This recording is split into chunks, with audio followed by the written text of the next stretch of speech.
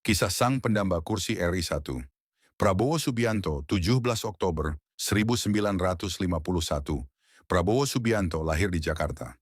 Ayahnya Sumitro Jojo Hadi Kusumo adalah ekonom ternama berdarah Jawa di era Presiden Soekarno dan Presiden Soeharto. Sedangkan ibunya, Dora Sigar, memiliki garis keturunan darah Sulawesi Utara. Ia dibesarkan dalam suasana keluarga yang kaya akan pemikiran politik, ekonomi, dan jaringan kekuasaan. Tahun 1970 sampai 1974, Prabowo memasuki Akademi Militer Akmil dan lulus. Setelah itu, ia memilih jalur karier di militer khusus. Pasukan khusus, Kopassus, unit yang sangat dihormati sekaligus ditakuti karena operasi rahasia dan operasi lapangan yang sulit. Ia turun langsung ke medan konflik, East Timor, Papua, berbagai operasi khusus. Ada tuduhan atas perannya dalam operasi-operasi yang melibatkan pelanggaran HAM, termasuk dalam pembunuhan pemimpin kemerdekaan di Timor Timur, operasi yang menimbulkan korban sipil, dan tuduhan penyalahgunaan kekuasaan. Di sisi lain dalam struktur militer, Prabowo merangkak cepat.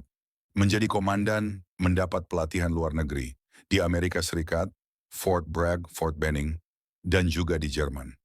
Koneksi militer dan politiknya makin kuat. Tahun 1998 adalah tahun badai bagi Indonesia. Krisis ekonomi, demonstrasi besar-besaran, kerusuhan, momentum reformasi. Prabowo saat itu menjabat sebagai Komandan Kostrad, salah satu unit militer strategis.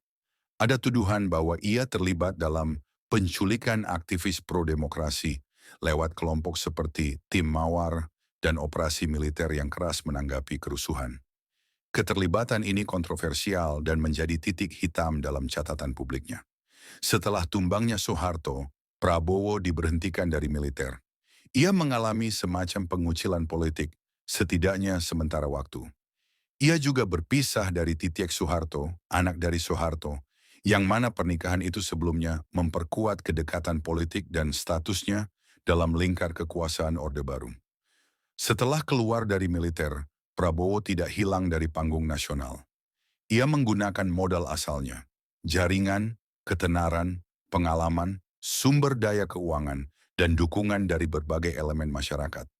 Ia mendirikan Partai Gerakan Indonesia Raya, Gerindra, menempatkan diri sebagai figur pemimpin alternatif yang menawarkan pengalaman militer, nasionalisme, keamanan sebagai bagian dari platform politiknya. Dalam 2009, Prabowo mencalonkan diri sebagai calon wakil presiden bersama Megawati Soekarno Putri, namun gagal. Ini bagian awal dari perjuangannya di arena politik terbuka yang berbeda dengan medan perang militer. Pemilihan presiden 2014, Prabowo maju sebagai calon presiden. Lawannya adalah Joko Widodo Jokowi. Kampanye keras, serangan balik dari lawan, isu HAM, isu masa lalu militer jadi senjata kritik. Namun meskipun dengan dukungan signifikan, ia kalah. Pemilihan Presiden 2019, Prabowo kembali maju dengan Sandiaga Uno sebagai pendamping.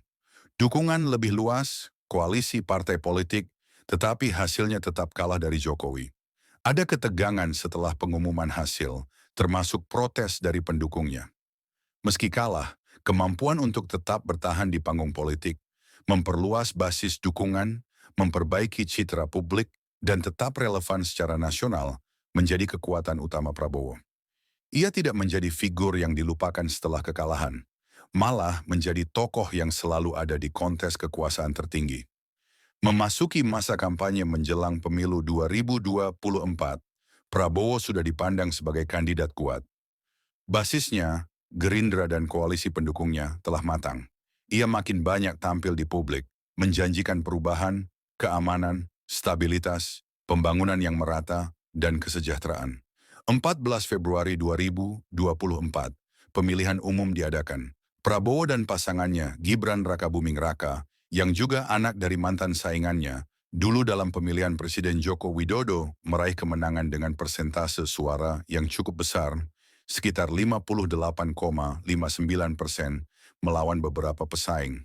20 Oktober 2024, Prabowo resmi dilantik sebagai Presiden RI ke-8.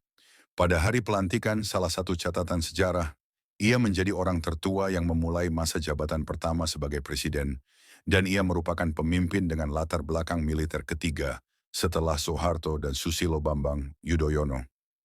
Dengan kemenangan di 2024, Prabowo memasuki babak baru, bukan lagi sebagai calon yang belum tercapai, melainkan sebagai pemimpin yang harus membuktikan janji-janjinya. Tantangan berat menanti, ekonomi, pemerataan pembangunan, akses di daerah terpencil, penanganan korupsi, hubungan luar negeri, serta penyelesaian trauma dan tuduhan masa lalu agar bisa menyatukan seluruh bangsa. Ia naik ke kursi RI 1 bukan karena satu kemenangan tunggal, tetapi karena jalan panjang, militer, kekuasaan, kejatuhan, pembangkitan kembali, politik, hampir kalah berkali-kali, dan akhirnya berhasil dengan strategi, koalisi, dan dukungan rakyat yang cukup besar.